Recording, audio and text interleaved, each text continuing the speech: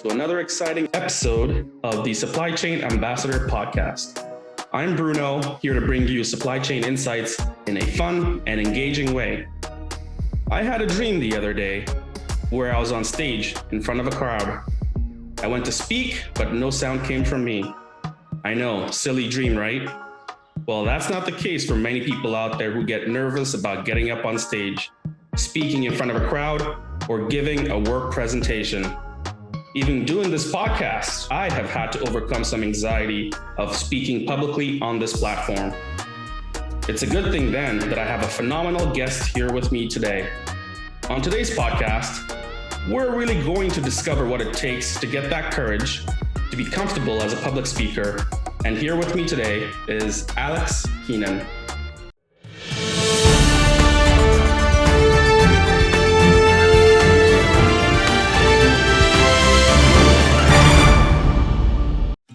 Now, Alex is a public speaking and communication consultant who helps business owners and purpose-driven professionals get their message to the people. She takes the ick out of public speaking with a down-to-earth approach that builds confidence and poise by tapping into clients' own creativity and sense of humor. Having spoken everywhere from courtrooms to conferences to comedy bars, Alex shares the secrets to speaking in a fun and powerfully authentic way. So, with that said, welcome, Alex. Thank you, Bruno. I know I'm a bit different from the speakers your audience is used to hearing on here, but it's great to have the opportunity. Oh, wonderful. So tell us a bit about yourself, aside from what I just spoke about in your bio. Sure. I am someone who is interested in the conditions that support humans in living happy and fulfilled lives, and what are the barriers to doing that. And one thing that really interests me is communication, the way we connect with each other. So ever since I was young, I have been the person in my family who was paying attention to where everybody was getting their information, how they saw the world, and really picking up on how do you connect with this person and how do you talk to them in a way that they are going to respond to. And so that pretty naturally lent itself into my career. I practiced law for a while, so I was in the business of persuasion. Eventually, I realized that whole profession was just not a good fit for me. So now I run a business called Stage Light Communications. And basically what I do is I train people and groups in public speaking and in communications and leadership influence. So I work with individuals, businesses, and nonprofits to help them be more effective and, I would say, productive in the way they communicate with others. Oh, wow. See, now, according to the National Social Anxiety Center, the fear of public speaking is the most common phobia ahead of death, spiders, or the fear of heights. How do you interpret this information? Well, I am very familiar with those statistics that are used there. And not to get too geeky, but that was actually based on a pretty flawed study. Basically, what they did in that study was they just said to some people, what are you most afraid of? And people, it was very open-ended. People could say whatever they wanted and they could give as many answers as they wanted. So if you look at what people responded to that study, heights, sharks, getting sick, a lot of things that basically could kill you. So if you add up all the things people are afraid of and how many people are afraid of things that could kill them, but didn't say specifically death, death is still a lot scarier than public speaking. And so that old Seinfeld joke about if you're at the funeral, you'd rather be in the casket than giving the eulogy, it doesn't quite stand up. But for sure, it is a very common fear for some people. It's a debilitating fear, and that's very real. I have to say that my quote of the day, believe it or not, was the Seinfeld little excerpt. So that completely takes my quote out of the equation. Sorry to take the wind out of your sails, Bruno. Yeah. But for sure, that fear is real. I mean, one of my favorite stories is about Adele, the singer, the Adele, who gets stage fright so badly that she once tried to sneak out the fire escape before one of her shows rather than get on stage. And so it really has very little to do with your talent and everything to do with the fact that getting up in front of people and being alone and to share your ideas and risk being rejected is a very, very vulnerable experience. I mean, we are social animals. We rely for our survival on being accepted by the group that we're in. And so anything that could jeopardize that acceptance is incredibly scary. Yeah, wow. So, what are some misconceptions that people have had about public speaking? That it's all about counting ums. I know there are some approaches that where you say, okay, like let's count how many of these disfluencies, the ums and ahs and likes and so's and you knows that are in your speech. And that's one way to do it. It's not one that I really agree with, to be perfectly honest with you. I think the way that we speak naturally is something that we've evolved, exists in some form in every language. And I'm more interested in not how many times you use a disfluency, but why you do it. And so we have these very, very complex ways that we communicate with each other, and a lot of it is unconscious. And so if you are speaking and you keep saying what I want to know is, why are you doing that? Is it because you're dealing with really delicate subject matter and you want to be very, very careful about how you express it? Is it because you wrote something down and then you didn't practice it and so you're searching for what you want to say? Or is it because you're speaking in something that isn't your first language and you're getting mixed up on the word order or something like that? And so it's more about finding ways to make this work for you rather than fitting into some kind of mold, I think is the number one misconception. Wow, that's very interesting that you point that out.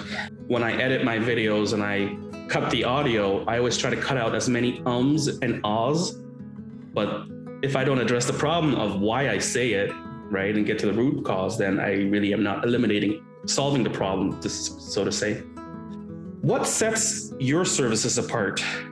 Well, I think that what's at the core of the way that I work with people is it's all about creativity and what I call powerful authenticity. And so I really feel very strongly there is no one way to do this. And when I run a group program, one of the first things that I usually ask people is share with the rest of us a video of a speaker that you admire.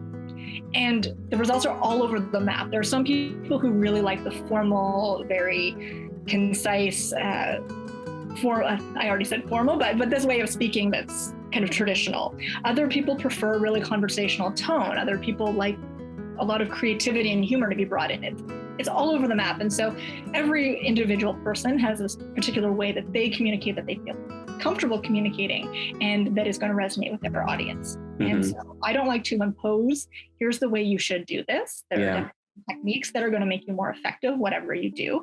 But I really like to make it about that person and what's going to work best for them. So authentic in the sense that it aligns with who you are, but powerful in the sense that you are building an awareness of what you're doing and why you're doing it. And then you can make choices about whether you want to do things one way or another. And so I find in particular people who have marginalized identities of some way, the way that they speak might be discounted or devalued. And so you can have some way of speaking that if you walk into a room, say, of dressed up business people, that you might be judged because you communicate that way. So you can say, I know what I do and why I do it, and it's going to work in some contexts. It's not going to land in others. I'm going to make a choice. Do I want to shift this in order to be able to connect with this audience and get what I want, achieve my goal in speaking here? Or is this something that's not negotiable for me? And this is how I speak, this is how I'm going to come in, and people can just learn to deal with it. And so I take that approach, and I really try to make it fun. I think that when we speak, we are doing so as whole people. And so we're bringing our personality, we're bringing our connection with the audiences, and we want to have fun. So Bruno, you and I met through the improv community. Yeah. I train and perform in improv comedy, and I bring these principles of spontaneity and creativity into the way that I train and that I coach. And that's what it's really about for me, is let's make this so that we can really express ourselves and enjoy the situation. The people that you see who show up somewhere and they walk into a room and people notice and they just feel so natural and they just electrify an audience. They're operating in this zone where it's intuitive and it's creative and it's fun for them, and anybody can get there. I really like that authentic aspect of your offerings. What are the various ways that you help clients solve their problems? Well, I do a few different things. So I work with people one-on-one to solve their individual challenges. So that might be helping them work through fear of public speaking and the limiting beliefs that are acting as a barrier to them expressing themselves fully. I help clarify ideas. So sometimes you have to do a presentation and you just have this cloud of ideas swirling around your head and you're not sure how to start and how to turn it into something that's going to be clear and compelling for an audience. I help speech write. I help review when people are doing the performance to say, oh, you might want to change this up. You might want to do this, or you need an extra line in here to wrap this up. And I even work with people who are doing, say, a group program like Toastmasters, and they get feedback in that group and they're going, I don't know how to actually implement this feedback. And so I'll work with my clients and say, okay, here's a practice that you can use to develop this habit so that you will stop doing that thing that people complained about, or you can get stronger at this thing they said you should get stronger at. And I do group programs as well, which I find is really helpful for people who need that practice in front of a group and they need some kind of accountability to keep coming back to it. Because sometimes when it's scary, you need some extra push to keep doing it over and over and over again. Absolutely. What are some few public speaking tips and tricks that you can share with us? Oh, well, the first one is one that I have to remind myself of all the time, and it is to breathe. So when you're feeling nervous, oftentimes you start to speak more quickly or breathing shallowly. And if you just take a few deep breaths into your belly, that can really start to bring your nervous system down and make you feel more calm. And it also helps you speak more slowly because you can't breathe and speak at the same time. You've got to take that pause and let the audience soak in what you said. Give yourself a little bit of time to move on to the next point. Second piece of advice I would say is to think about your goal and your audience. And so what I tell people whenever they're preparing a presentation is there are basically 4 things that you want to know is, how does your audience relate to your goal? I'm sorry, the first one is, what is your goal? What are you trying to accomplish here? The second is, how does your audience relate intellectually and emotionally to your goal? The third is, what do you want them to do? And the fourth is, what do they need to hear before they're willing and able to do that thing? And if you have those 4 things, you've got a presentation. If you don't have them, you're missing something. I see. Oh. And then I think the third thing is to look into your camera. If you're presenting virtually, this is how you engage with people, is you look into the camera. And I like to think of my camera lens as WALL-E. It makes it, it's a robot. It's an unblinking mechanical eye. But if I think about it as WALL-E, then it's a bit more friendly. That's fantastic. Yeah, especially nowadays, everything's virtual. So getting comfortable behind the camera is definitely. Yeah, exactly. And there's this weird thing where we're looking at people's faces and gauging their reactions, but then to them, it looks like you're not making eye contact. So if you can be shifting between looking into the camera and then looking at your grid of people on Zoom, see how people are responding, then back at the camera, it really feels like you're making eye contact, and that helps your audience connect with you more. Wow. Yeah. Wow. You shared with us just a few things that we can do. How can we as listeners find out more information? Well, you can go to my website, stagelight.ca, and while you're there, you can sign up for my website. I give away a couple of resources for people who are on my mailing list. So one of them is a speech writing cheat sheet, just a worksheet to help you organize your thoughts and get something that will work in pretty much any context. And the second is a webinar about tips for online presentations. So that's stagelight.ca. You can also book an appointment with me if you want to chat. And the second way is to join my Facebook group, which is called Get Your Speak On. Yeah. And I try to make it a fun place to hang out. So there are tips. I do bite-sized lunchtime webinars on different public speaking topics, but we also have a lot of cat jokes. And who doesn't love a good cat joke? Monsters, that too. Any call to action for listeners? Put yourself out there and find some way to practice public speaking, no matter what it is, no matter how small it is. The more you bring this into your life, the more natural it will feel, and the more you will be free to express yourself in all contexts. And if you are looking for a safe space to try that out, join Get Your Speak On and do a Facebook Live. We're friendly people over there. Yeah. I can attest to it. I've learned a great deal being in that group, and also being able to feel like I'm part of a community that's very supportive. So definitely, that's a wonderful group to get on. Get Your Speak on Facebook. Well, I've run out of questions, Alex. It's been a great, fantastic pleasure to have you on the show and for you to share your insights and your knowledge, and to educate us and to alleviate a lot of our fears when it comes to speaking publicly. I do have the quote of the day today, which we made a reference to earlier. This was a Jerry Seinfeld piece. If you don't know, Jerry Seinfeld is a comedian and a television personality who starred in a popular TV series called Seinfeld. And the quote says, this was, I guess, a snip from one of his shows, where he says, according to most studies, people's number one fear is public speaking. Number two is death. Death is number two. Does that sound right? This means to the average person, if you go to a funeral, you're better off in a casket than doing a eulogy. Now, we know that this study is very inaccurate because Alex was so kind enough to really educate us on that. So, but either way, it's still a very funny quote. So I thought I should throw that in there.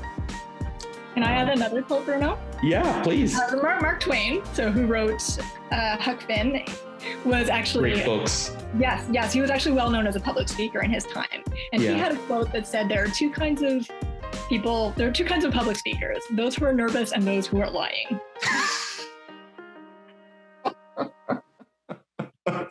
Okay, that's a fantastic quote. All right, then. I would fit into the nervous category for sure. Well, thanks again, Alex, for really taking the time. I really appreciate this. And I hope we can continue to learn more. And if we have any further questions, your website certainly seems like a place to go. So thank you for coming and doing this. Thank you so much, Bruno. It's been a pleasure. Perfect.